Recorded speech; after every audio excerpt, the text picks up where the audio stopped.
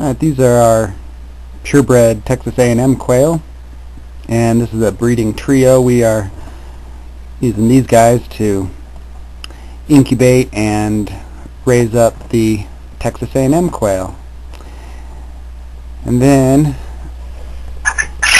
holy cow, then these are the Coturnix.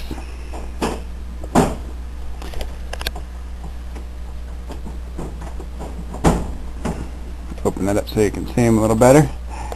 These are the Purebred Coturnix, and a breeding trio, and we're using them to, of course, breed up some more using the incubator. Putting the water up on a block like that and having a divider, that sure helps keep them from scratching food into their water. Kind of remind me of a bobwhite.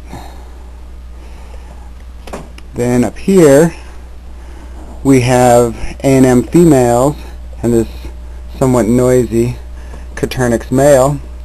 So these three make our third breeding trio so that we can have hybrids. So hybrids, pure Coturnix and pure Texas A&Ms. And it's really easy for me to send fertilized eggs to anybody if you want to breed your own quail.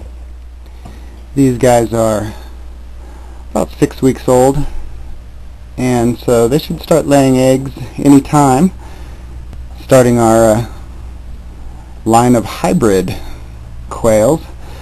But I'll back up and show you the size of these cages. I think 3 in a cage that size is enough room. And so there's our three bloodlines of quail there, the A&Ms, the Coturnix, and the hybrids. I'll show you some of our babies.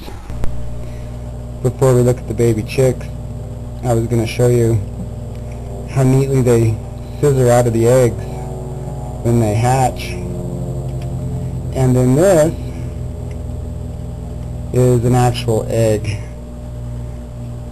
It's a abnormally small egg, smaller than my thumbnail, and call those a fairy egg or a fart egg.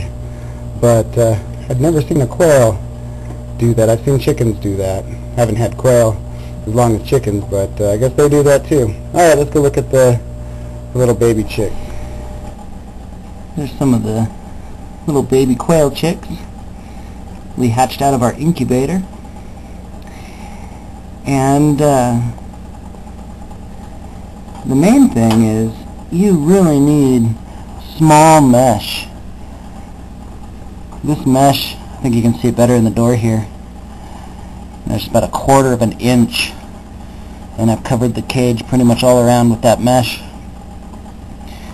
Because that's the main thing. When they're really small like this, they seem to try to kill themselves. One thing that's interesting, we fixed one of the chicks, one of their feet.